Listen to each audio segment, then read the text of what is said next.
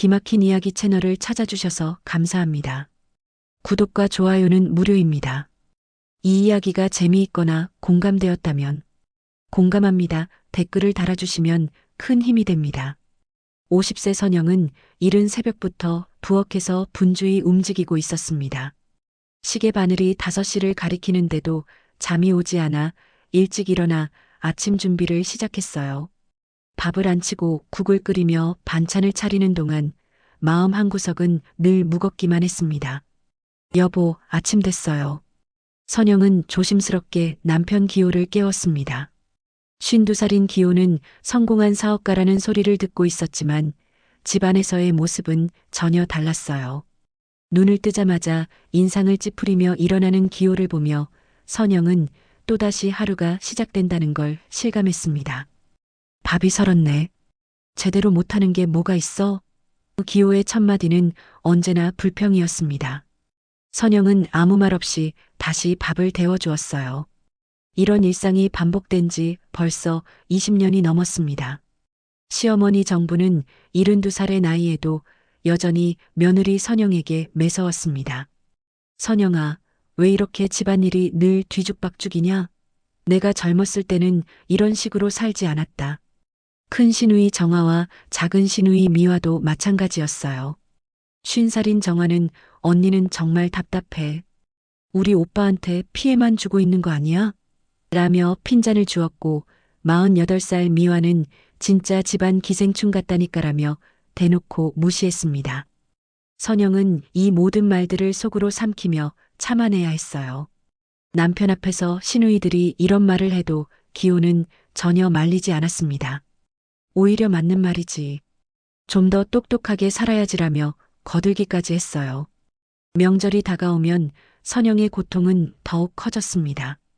제사 준비부터 손님 접대까지 모든 일이 선영의 몫이었어요. 하루 종일 부엌에서 나오지 못하고 일만 하는 동안 시누이들은 거실에서 텔레비전을 보며 웃고 떠들었습니다. 언니, 나물 좀 더 묻혀줘. 이건 간이 안 맞아. 정화의 지시가 떨어지면 선영은 묵묵히 다시 부엌으로 향했어요. 선영이 언니, 김치찌개 좀 더 끓여줘. 우리 애들이 좋아하거든. 미화의 부탁도 이어졌습니다. 그런 와중에도 남편 기호는 시누이들과 함께 선영을 조롱하곤 했어요. 우리 집사람은 정말 손재주가 없어. 뭘 해도 어설프다니까. 시누이들은 키득키득 웃으며 맞장구를 쳤습니다. 오빠 참 고생 많지. 그래도 참고 사는 오빠가 대단해. 선영은 그럴 때마다 가슴이 미어지는 듯 했지만 참을 수밖에 없었어요. 아이들을 생각하면 함부로 행동할 수도 없었고 갈 곳도 마땅치 않았거든요. 그저 하루하루를 버텨내는 것이 전부였습니다. 저녁이 되어 혼자 설거지를 하며 선영은 창밖을 바라봤어요. 다른 집 창문에서 흘러나오는 따뜻한 불빛을 보면서 저 집 사람들은 어떻게 살까 하는 생각이 들었습니다. 과연 모든 가정이 이런 식일까요? 선영은 깊은 한숨을 내쉬며 마지막 그릇을 닦았습니다. 이렇게 무기력하고 절망적인 일상이 선영의 하루하루였습니다. 자신의 존재가 점점 작아지는 것 같았고 언제부터인가 거울 속 자신의 모습조차 낯설어 보였어요. 하지만 선영은 아직 모르고 있었습니다. 이 모든 고통의 시간들이 언젠가는 자신을 더욱 단단하게 만들어줄 거라는 것을요. 설날 아침 선영은 평소보다 더 일찍 일어나 제사 준비를 시작했습니다. 큰 상에 올릴 음식들을 하나하나 정성스럽게 준비하며 오늘만큼은 시댁 식구들에게 흠잡힐 일이 없도록 해야겠다고 다짐했어요. 하지만 마음 한편으로는 이미 예감이 좋지 않았습니다. 선영아, 빨리 좀 해. 손님들 오기 전에 다 차려놔야지. 시어머니 정분의 재촉 소리가 부엌까지 들려왔어요. 선영은 네, 어머니하고 대답하며 손놀림을 더욱 빠르게 했습니다. 오전 10시쯤 되니 시누이들이 가족들과 함께 도착했어요. 정아는 언니, 올해도 고생 많겠네라며 인사를 건넸지만 그 말투에는 진심 어린 위로보다는 형식적인 인사말에 가까웠습니다. 미화는 아예 선영을 못 본 척하며 곧바로 거실로 향했어요. 제사상을 차리는 동안 선영은 혼자서 분주히 움직였습니다. 무거운 제기들을 나르고 음식을 정갈하게 배치하는 모든 일이 선영의 몫이었어요. 시누이들은 거실에서 아이들과 함께 텔레비전을 보며 웃고 떠들고 있었죠. 아유, 이 나물간이 좀 싱거운 것 같은데? 정화가 음식을 맛보며 말했습니다. 언니, 김치도 좀 더 익었으면 좋겠어. 우리 아이들이 안 먹겠다고 하네. 미화도 불평을 늘어놓았어요. 선영은 묵묵히 듣고만 있었습니다. 제사를 지내는 동안에도 분위기는 어수선했어요. 기호는 벌써부터 술을 마시기 시작했고 시누이들은 자꾸만 음식에 대해 이런저런 말을 했습니다. 선영은 제사상 뒤편에서 조용히 절을 올리며 마음속으로 기도했어요. 올해도 무사히 지나가기를 바랍니다. 하지만 제사가 끝나고 식사 시간이 되자 분위기는 급격히 나빠졌습니다. 기호는 소주를 계속 마시며 목소리가 점점 커졌어요. 야, 선영아. 이 국 왜 이렇게 짜냐? 제대로 간을 못 맞추나? 죄송해요. 다시 끓여드릴게요. 선영이 조심스럽게 대답했지만 기호의 기분은 이미 상해 있었습니다. 아, 정말 답답해 죽겠다. 매년 같은 소리야. 기호는 술잔을 탁 내려놓으며 소리를 질렀어요. 시누이들도 거들기 시작했습니다. 오빠 말이 맞아. 언니는 정말 집안일에 소질이 없는 것 같아.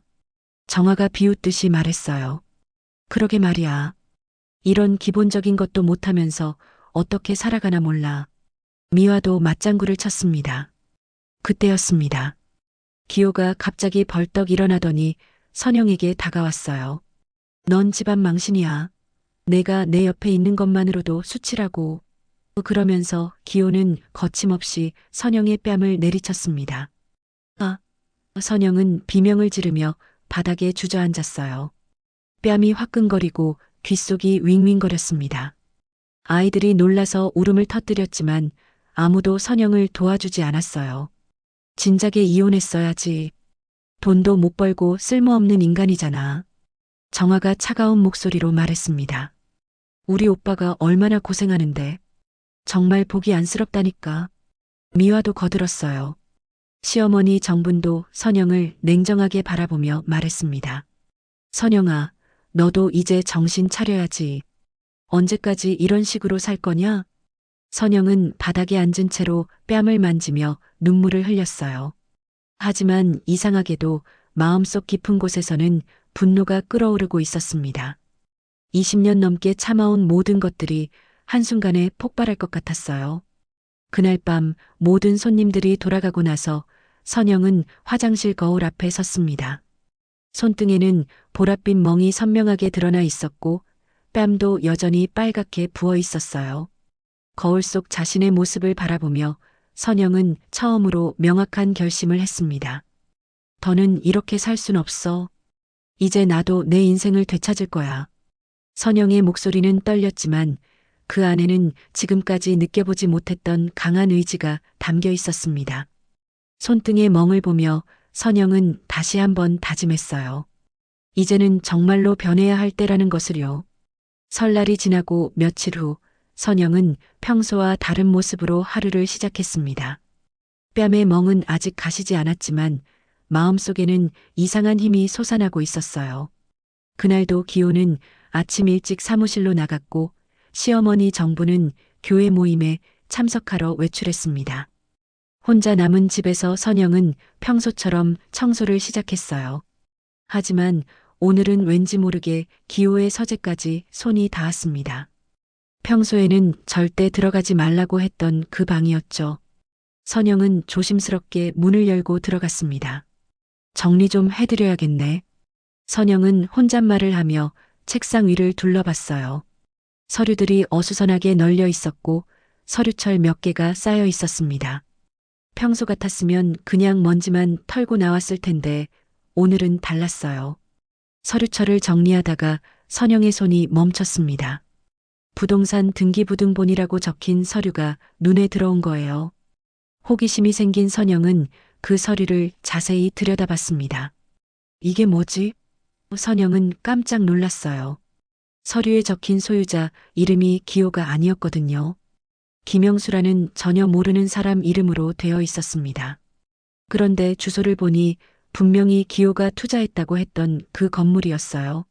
선영은 더 뒤져봤습니다. 그러자 은행 서류들도 나왔는데 역시 기호 이름이 아닌 다른 사람들 명의로 된 계좌들이었어요. 이상하다. 왜 이런 게 여기 있지? 선영의 심장이 빠르게 뛰기 시작했습니다. 서류를 하나씩 살펴보니 놀라운 사실들이 드러났어요. 기호가 운영한다고 했던 여러 사업체들, 그리고 부동산들이 모두 다른 사람 이름으로 되어 있었던 거예요. 금액을 계산해 보니 수억 원이 넘는 재산들이었습니다. 이럴 수가. 가족들 앞에서는 푼돈도 아깝다더니. 선영은 분노와 배신감에 온몸이 떨렸어요. 기호는 늘 가계비를 아껴 쓰라고 했고 아이들 교육비도 부담스럽다고 했었거든요. 그런데 이런 큰 돈이 숨겨져 있었다니요. 선영은 휴대폰으로 그 서류들을 하나하나 사진으로 찍기 시작했어요. 손이 떨려서 제대로 찍히지 않을 정도였지만 증거를 남겨두어야겠다는 생각이 들었거든요. 그때 현관문이 열리는 소리가 들렸습니다. 선영아, 나왔다. 기호의 목소리였어요. 선영은 깜짝 놀라 서둘러 서류들을 원래 자리에 정리했습니다. 심장이 터질 듯이 뛰었지만 최대한 차분하게 행동했어요. 여보, 벌써 오셨어요? 선영은 평소처럼 인사했습니다. 기호는 응, 일이 일찍 끝나서 왔어. 뭐 하고 있었어? 라고 물었어요. 청소하고 있었어요. 서재도 좀 정리해드렸고요.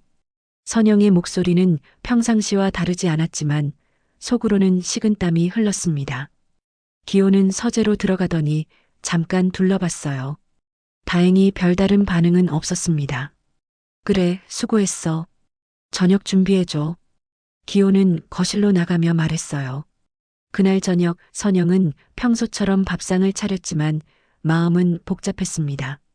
기호를 바라보며 당신이 그런 사람이었구나 하는 생각이 들었어요. 20년 넘게 함께 살았지만 진짜 기호를 몰랐던 거죠. 며칠 후 선영은 용기를 내어 변호사 사무실을 찾아갔습니다. 법률 상담을 받아본 적이 없어서 떨렸지만 혼자서는 어떻게 해야 할지 모르겠더라고요. 안녕하세요. 상담받고 싶어서 왔습니다. 선영은 조심스럽게 말했어요. 변호사는 친절하게 맞아주며 어떤 일로 오셨나요? 라고 물었습니다. 선영은 가져온 서류 사진들을 보여주며 상황을 설명했어요. 변호사는 서류들을 자세히 살펴보더니 심각한 표정을 지었습니다. 이건 명백한 재산 은닉이자 세금 포탈입니다. 충분히 법적 대응할 수 있어요. 변호사의 말에 선영은 안도의 한숨을 내쉬었어요. 하지만 이혼 소송이나 재산 분할을 위해서는 더 확실한 증거들이 필요합니다. 변호사는 계속해서 설명했습니다. 남편분의 폭력에 대한 증거도 필요하고요. 병원 진단서나 상처 사진 같은 것들 말이에요. 그리고 이런 차명 재산들에 대한 추가 조사도 해야 할 것 같습니다. 선영은 고개를 끄덕였어요. 알겠습니다. 차근차근 준비해 보겠습니다. 변호사 사무실을 나서며 선영은 처음으로 희망을 느꼈습니다. 혼자가 아니라는 생각에 마음이 든든해졌어요. 집으로 돌아가는 길에 선영은 다짐했습니다. 이제 진짜 시작이야. 더 이상 당하고만 살지 않겠어. 뺨의 멍은 아직 아팠지만 선영의 마음속에는 새로운 힘이 자라나고 있었습니다. 변호사 사무실을 다녀온 지 일주일이 지났습니다. 선영은 평소보다 조심스럽게 행동하려 노력했지만 기호는 예민한 감각으로 뭔가 달라진 것을 눈치채고 있었어요. 선영의 눈빛이 예전과 다르다는 걸 느낀 거죠. 선영아, 요즘 뭔가 이상하지 않냐? 기호가 저녁 식사 중에 갑자기 물었습니다. 무슨 말씀이에요? 선영은 최대한 자연스럽게 대답했지만 기호의 날카로운 시선을 피할 수는 없었어요. 요즘 자꾸 외출하고 뭔가 숨기는 것 같은데? 기호의 목소리에는 의심이 가득했습니다. 선영은 마음이 철렁했지만 그냥 마트 다녀오고 그런 거예요 라고 답했어요. 며칠 후 선영이 변호사 사무실에서 받은 법률 상담 자료를 숨겨둔 서랍을 기호가 뒤지고 있었습니다. 선영이 장을 보고 돌아와 보니 서재 문이 열려 있었고 기호가 험악한 표정으로 서 있었어요. 이게 뭐야? 기호 손에는 이혼 관련 법률 자료가 들려 있었습니다. 선영은 순간 머릿속이 하얘졌어요. 너무 성급했나 싶었지만 이미 늦었습니다. 여보, 그건... 선영이 말을 꺼내려는 순간 기호가 성큼 다가왔어요. 너 지금 나를 배신하려는 거야? 이혼을 생각하고 있었던 거지? 기호의 목소리는 위협적이었습니다. 내가 까불면 널 집에서 내쫓고 애들까지 못 보게 할 거다. 내가 누구인지 알고 있지? 선영은 온몸이 떨렸지만 그런 게 아니에요라고 변명했어요. 그런 게 아니라고? 그럼 이 서류는 뭐야? 기호는 서류를 선영에게 던지며 소리를 질렀습니다.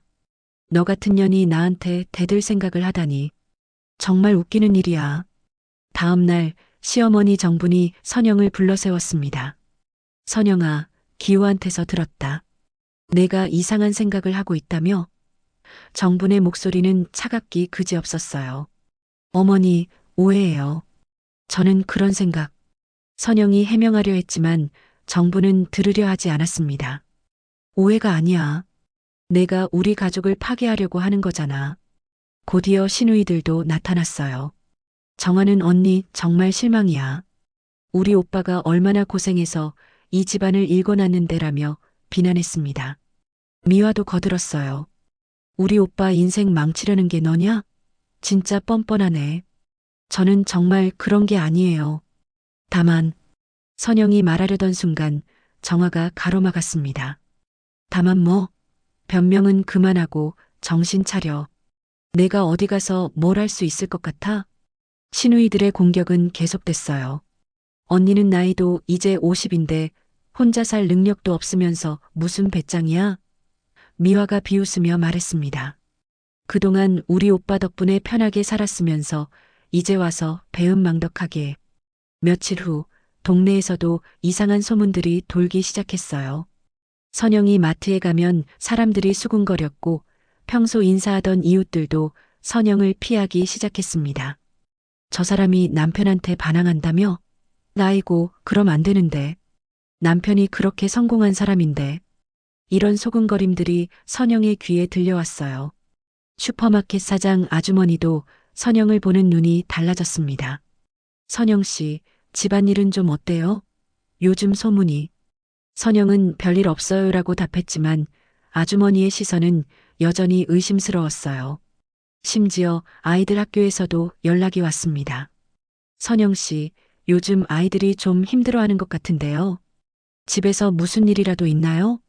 담임 선생님의 전화를 받으며 선영은 가슴이 미어졌어요.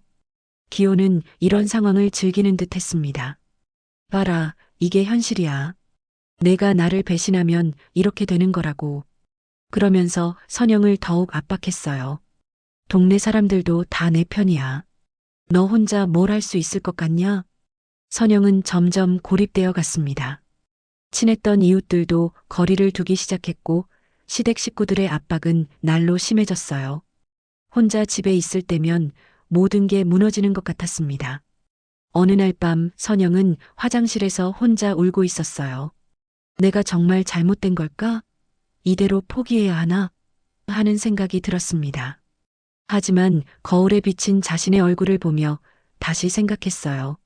손등의 멍은 이제 거의 사라졌지만 선영은 그날의 아픔을 잊지 않고 있었습니다. 그리고 서재에서 발견한 그 서류들도 생각났어요. 내가 틀린 게 아니야. 진실을 찾는 거야. 선영은 눈물을 닦으며 다시 한번 다짐했습니다. 비록 모든 사람이 등을 돌렸지만 포기할 수는 없었어요. 아이들을 위해서라도 그리고 자신의 인생을 위해서라도 끝까지 가봐야겠다고 생각했습니다. 철저히 고립된 상황이었지만 선영의 눈빛만은 흔들리지 않았어요. 오히려 더욱 단단해지고 있었습니다. 이 모든 시련이 자신을 더 강하게 만들어주고 있다는 걸 선영은 느끼고 있었거든요. 선영이 고립된 상황에서 힘겹게 버티고 있던 어느 날 예상치 못한 일이 벌어졌습니다. 기호가 평소보다 일찍 집에 돌아왔는데 뒤따라 모르는 여자가 함께 들어온 거예요. 선영아, 나왔어. 기호의 목소리에는 전에 없던 당당함이 묻어 있었습니다. 선영이 거실로 나가보니 기호 옆에 화려하게 차려입은 30대 중반쯤 되어 보이는 여자가 서 있었어요. 이분은 유진 씨야. 내 사업 파트너지. 기호는 아무렇지 않게 소개했습니다. 하지만 선영은 두 사람 사이의 묘한 분위기를 눈치챌 수 있었어요. 유진이라는 여자는 선영을 위아래로 훑어보며 비웃는 듯한 표정을 지었습니다. 안녕하세요. 기호 씨한테 많이 들었어요. 유진의 말투는 겉으로는 정중했지만 속뜻은 전혀 달랐어요. 선영은 네, 안녕하세요라고 답했지만 마음은 불안했습니다. 며칠 후 기호는 선영을 거실로 불러 앉혔어요. 유진도 함께 있었고 시어머니 정분과 시누이들까지 모여 있었습니다. 뭔가 중대한 일이 벌어질 것 같은 분위기였어요. 선영아, 이제 정말 끝이야. 기호가 차가운 목소리로 말했습니다. 나는 이혼을 원해. 더 이상 너와는 같이 살 수 없어. 선영은 예상은 했지만 실제로 들으니 충격이었어요. 여보, 갑자기 왜 그래요? 우리 아이들 생각은 안 해요? 아이들은 내가 키울 거야. 넌 이제 여기서 나가.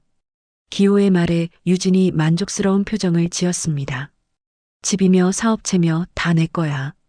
내가 가져갈 건 아무것도 없어. 그때 시어머니 정분이 나섰어요. 선영아, 기호 말이 맞다. 너 같은 여자를 며느리로 둔 게 수치다. 당장 나가라. 정분의 목소리는 차갑기 그지없었습니다. 정화도 거들었어요. 언니, 진작에 이랬어야 해. 우리 오빠가 얼마나 참았는지 알아? 미화도 맞장구를 쳤습니다. 맞아. 이제야 우리 오빠가 제대로 된 사람을 만났네. 선영은 유진을 바라봤어요. 당신이 누구길래 우리 가정에 끼어들어요? 하지만 유진은 당당했습니다. 끼어든 게 아니에요. 기호 씨가 선택한 거죠. 당신보다 제가 더 나은 여자니까요. 너는 이제 여기 있을 자격이 없어. 기호가 단호하게 말했습니다. 짐 싸서 내일까지 나가. 아이들한테는 내가 설명할 거야. 선영의 마음은 산산조각이 났지만 동시에 분노가 치밀어 올랐어요. 좋아요. 하지만 당신들이 생각하는 것처럼 쉽게 끝나지 않을 거예요. 그날 밤 선영은 혼자 짐을 쌌습니다. 20년 넘게 살았던 집을 떠나야 한다는 현실이 믿어지지 않았어요. 아이들은 아직 상황을 정확히 모르고 있었지만 뭔가 심상치 않다는 걸 느끼고 있었습니다. 엄마, 어디 가요? 작은 아이가 울먹이며 물었어요. 선영은 눈물을 참으며 잠깐 할머니 집에 다녀올게라고 답했습니다. 아이를 안아주며 선영은 마음속으로 약속했어요. 꼭 다시 돌아올게. 이튿날 아침 선영은 작은 가방 하나만 들고 집을 나섰습니다. 현관문을 나서며 뒤를 돌아보니 유진이 창가에서 승리의 미소를 짓고 있었어요. 기호와 시댁 식구들은 냉정하게 선영의 뒷모습을 바라보고 있었습니다. 하지만 선영은 완전히 무너지지 않았어요. 가방 속에는 기호의 차명계좌 서류 사본들과 폭행당했을 때 찍어둔 사진들, 그리고 병원 진단서가 들어 있었거든요. 변호사가 말했던 증거들을 차근차근 모아두었던 거예요. 임시로 머물 곳을 구하고 나서 선영은 변호사에게 전화를 걸었습니다. 변호사님, 이제 정말 시작해야겠어요. 준비는 다 됐습니다. 좋습니다. 내일 오셔서 자세한 상담 받으시죠.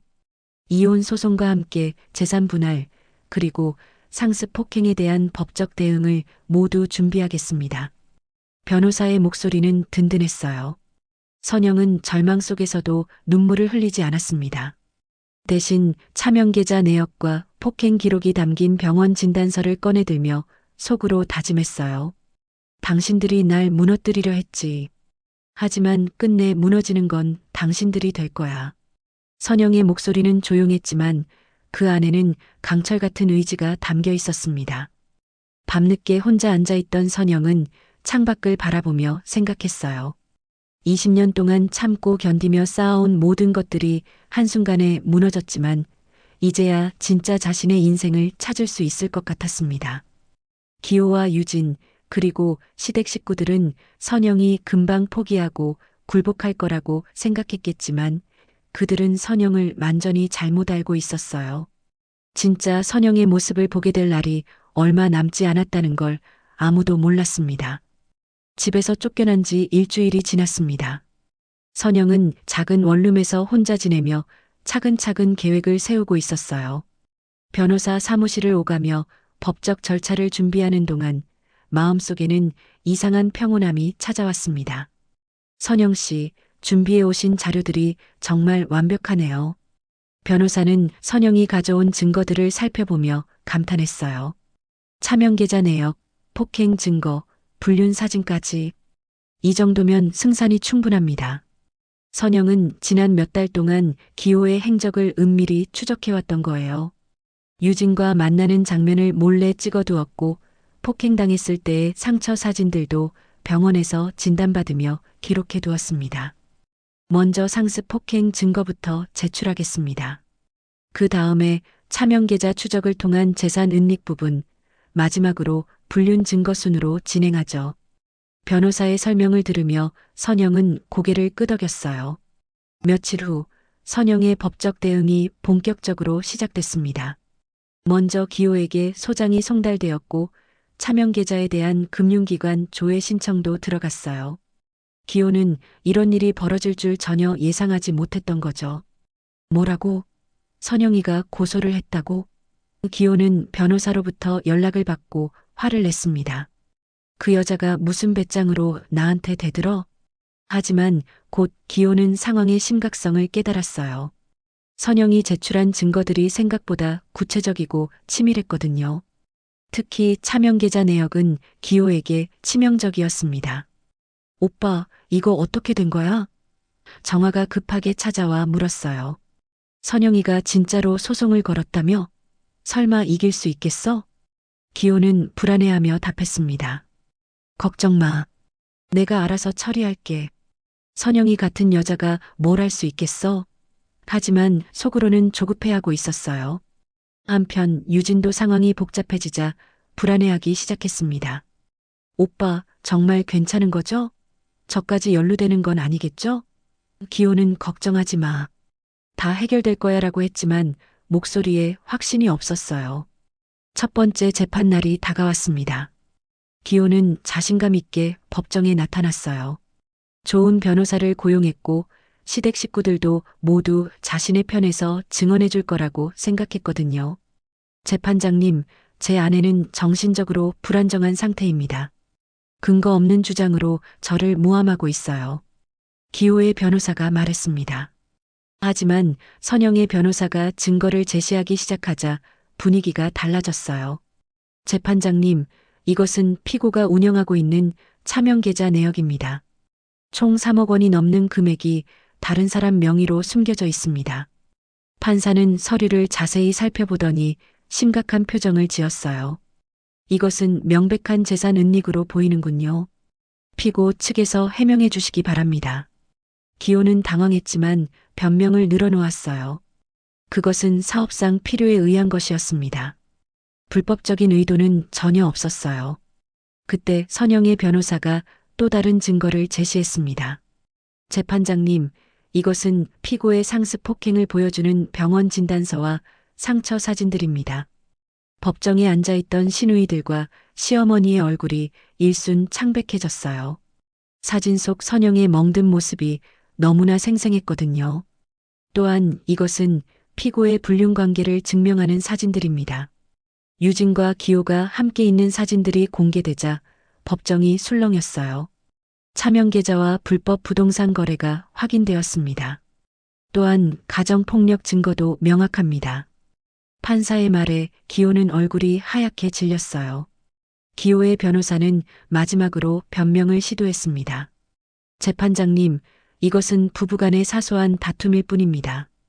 과도한 해석은. 하지만 판사는 단호했어요.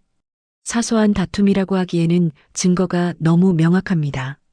특히 재산 은닉 부분은 심각한 문제로 보입니다.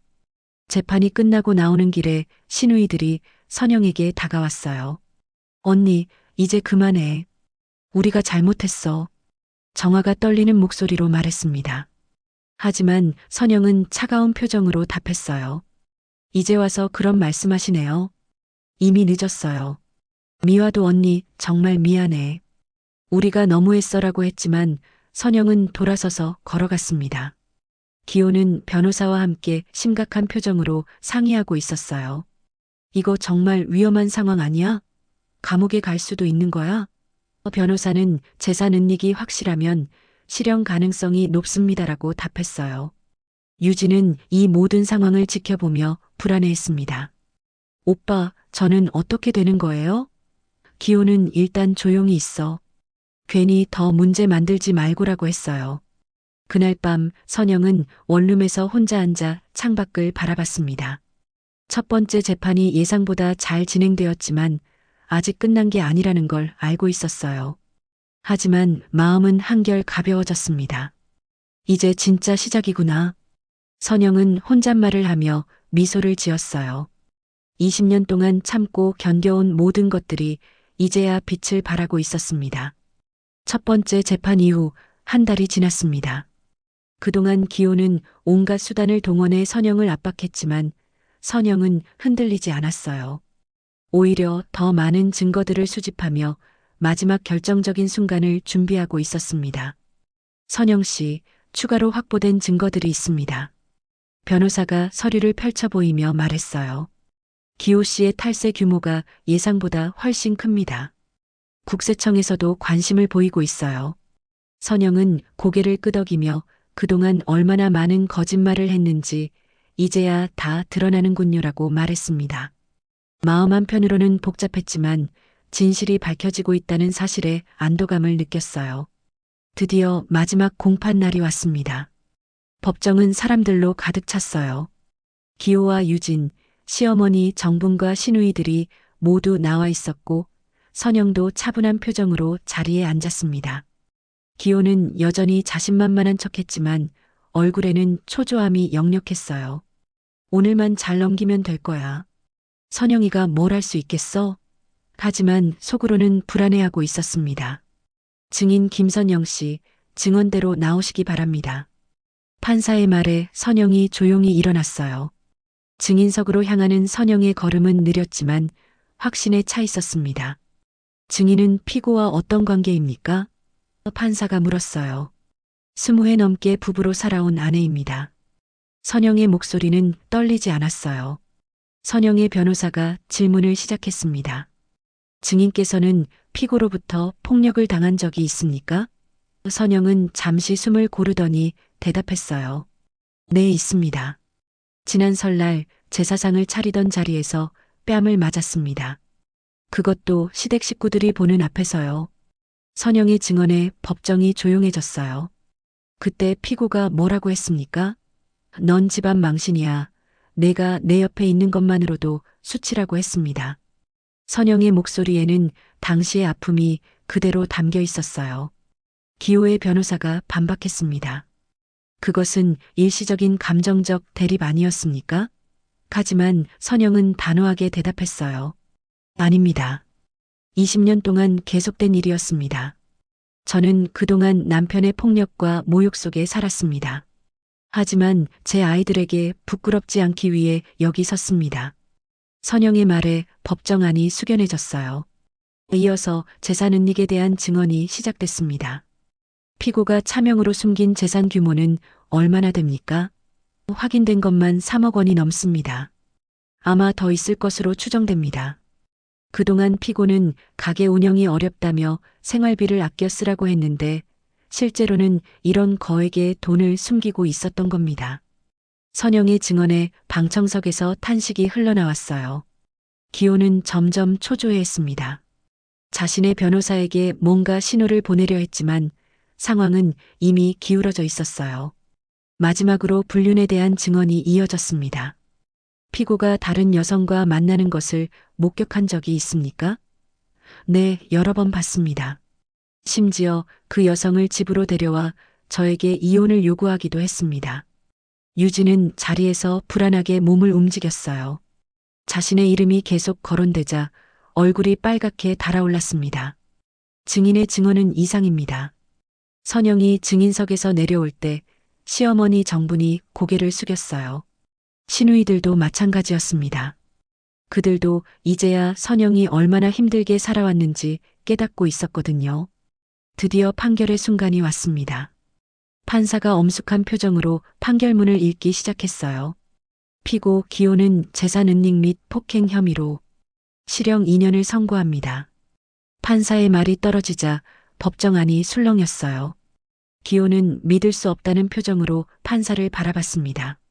또한 재산 분할에 있어서는 원고 선영에게 유리하게 판결합니다. 은닉된 재산을 포함해 전체 재산의 6할을 원고에게 분할해 주도록 합니다. 기호의 얼굴이 새하얗게 변했어요. 재판장님, 이건 너무 과도한 판결 아닙니까? 하지만 판사는 단호했습니다.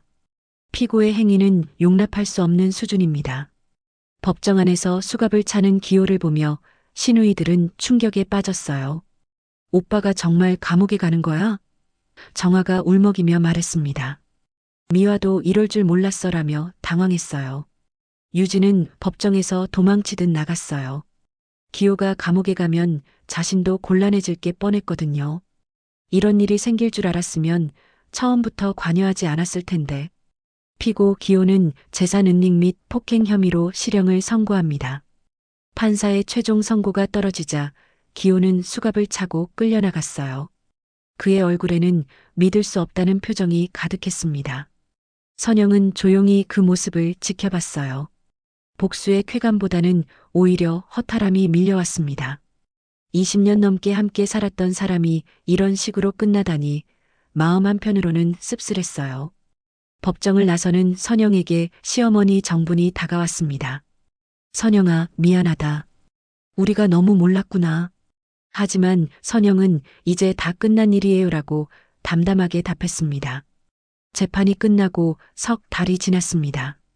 기호가 감옥에 간 후 모든 것이 달라졌어요. 선영은 법원의 판결에 따라 집으로 돌아올 수 있었고 아이들과도 다시 함께 살게 되었습니다. 아침 햇살이 창문을 통해 들어오는 것을 바라보며 선영은 깊은 숨을 들이마셨어요. 이제야 진짜 내 인생이 시작되는구나. 오랜만에 평온한 아침이었습니다. 엄마, 아침 됐어요. 아이들이 밝은 목소리로 선영을 깨웠어요. 예전과는 전혀 다른 분위기였습니다. 기호가 없어진 후 집안 분위기가 한결 가벼워졌거든요. 그래, 일어났어. 같이 아침 먹자. 선영은 아이들과 함께 식탁에 앉았어요.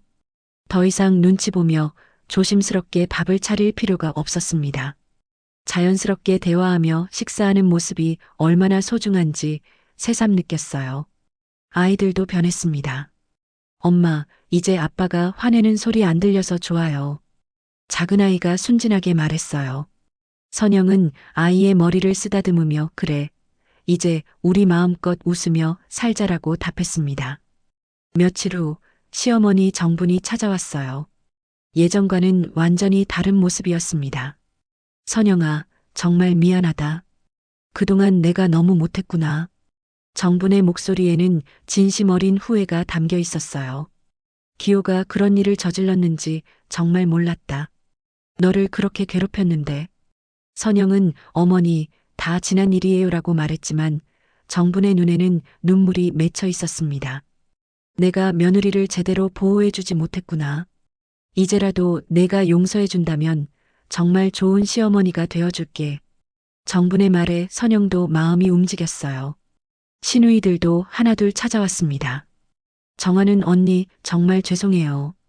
우리가 얼마나 어리석었는지 이제야 알겠어요라며 고개를 숙였어요. 미화도 언니 덕분에 오빠의 진짜 모습을 알게 됐어요.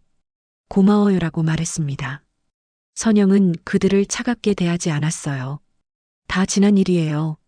이제 우리 새롭게 시작해요. 분노보다는 용서를 선택한 거죠.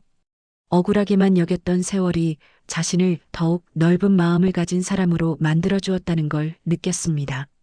유진은 기호가 감옥에 간 후 완전히 사라졌어요. 더 이상 나타나지 않았고 소식도 들리지 않았습니다. 아마 다른 곳으로 떠났을 거라고 사람들은 추측했어요. 동네 사람들의 시선도 달라졌습니다. 처음에는 선영을 의심스럽게 봤던 사람들도 진실이 밝혀진 후에는 오히려 선영을 응원하게 되었어요. 선영 씨, 정말 고생 많았어요. 그런 일을 혼자 견뎌내다니 대단해요. 슈퍼마켓 사장 아주머니가 따뜻하게 말해주었어요. 이제 좋은 일만 있을 거예요. 선영은 재산 분할로 받은 돈으로 작은 카페를 열기로 했어요. 오랫동안 꿈꿔왔던 일이었거든요. 선영이네 카페라는 간판을 보며 선영은 뿌듯함을 느꼈습니다. 엄마가 운영하는 카페라니 정말 멋져요. 아이들도 엄마를 자랑스러워했어요. 더 이상 아버지 때문에 위축되지 않아도 되었거든요. 카페 첫날 많은 사람들이 축하하러 왔어요.